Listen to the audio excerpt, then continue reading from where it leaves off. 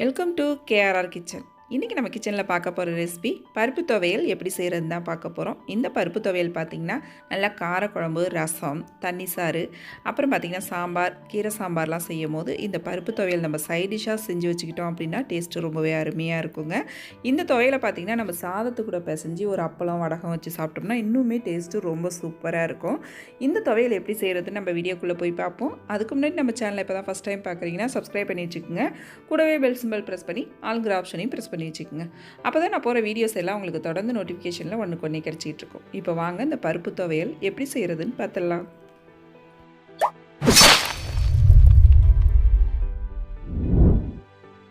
இப்போ துவையல் செய்கிறதுக்கு பார்த்திங்கன்னா அடுப்பில் ஒரு பேன் வச்சுருக்கேன். அதில் 1 டீஸ்பூன் அளவுக்கு எண்ணெய் சேர்த்துக்கிறேன். எண்ணெய் காய்ச்சதுக்கப்புறம் இதில் ஒரு 3 டேபிள் ஸ்பூன் அளவுக்கு நான் துவரம்பருப்பு சேர்த்துருக்கேன்.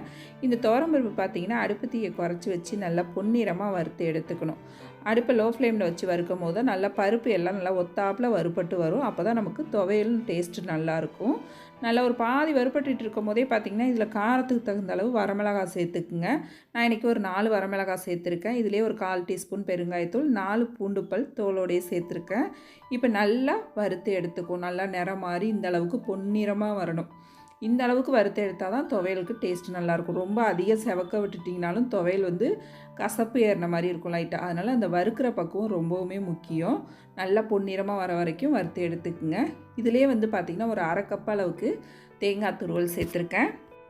இந்த தேங்காயை நம்ம லைட்டாக வதக்கிட்டு அரைச்சி வச்சுக்கிட்டோம் அப்படின்னாக்கா ரொம்ப நாள் வரைக்கும் கெட்டு போகாமல் இருக்கும். இந்த துவையல் ஒரு நாள் வரைக்குமே வச்சுருந்து நம்ம யூஸ் பண்ணலாம்.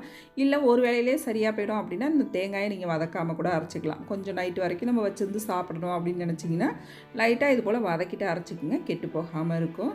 இப்போ வறுத்த பொருள் எல்லாத்தையும் நல்லா சூடு இல்லாமல் ஆற வச்சு மிக்ஸி ஜாரில் சேர்த்துருக்கேன். இதில் பார்த்திங்கன்னா ஒரு சின்ன துண்டு புளி சேர்த்துக்குங்க.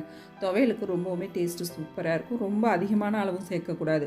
ஒரு கொட்டை புளி சேர்த்திங்கன்னா போதும். அதே போல் உப்பும் இந்த துவையலுக்கு அதிகமாக எடுப்படாது. உப்பும் கொஞ்சம் கம்மியாக சேர்த்துக்குங்க.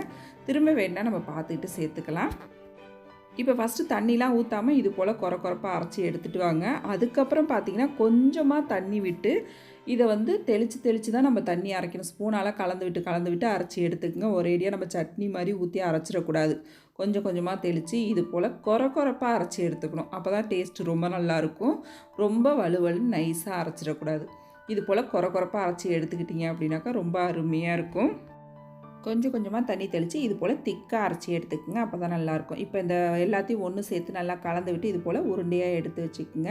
அவ்வளோதான், நம்மளோட பருப்பு துவையல் ரொம்ப சூப்பராக ரெடி ஆகிடுச்சு. இன்றைக்கி நான் துவரம்பருப்பு வச்சு அரைச்சிருக்கேன்னா இந்த இடத்துல நீங்கள் பாசிப்பருப்பு கூட அதே போல் நல்லா செவக்க வறுத்துட்டு வச்சு அரைச்சிங்கன்னா இன்னுமே நல்லா வாசனையாக டேஸ்ட்டாக இருக்கும் இந்த துவையல். பாசிப்பருப்பு துவையலுக்கும் அதே தான், எல்லா பொருளும் அதே பொருள் சேர்த்து பருப்பு மட்டும் நீங்கள் மாற்றி அரைச்சிக்கலாம். அந்த துவையலும் டேஸ்ட்டு ரொம்ப அருமையாக இருக்கும். நீங்களும் இந்த துவையல் ரெசிபியை நான் இன்றைக்கி சொன்னது போல் அரைச்சி பாருங்கள். செஞ்சு பார்த்துட்டு எப்படி இருக்குன்னு எனக்கு கமெண்ட் பண்ணுங்கள். என்னோட ரெசிபி பிடிச்சிருந்ததுன்னா லைக் பண்ணுங்கள், ஷேர் பண்ணுங்கள். மறக்காமல் நம்ம கேஆர்ஆர் கிச்சனை சப்ஸ்கிரைப் பண்ணி வச்சுக்கோங்க. நாளைக்கு வேறொரு ரெசிபியோட சந்திப்போம். தேங்க்ஸ் ஃபார் வாட்சிங்.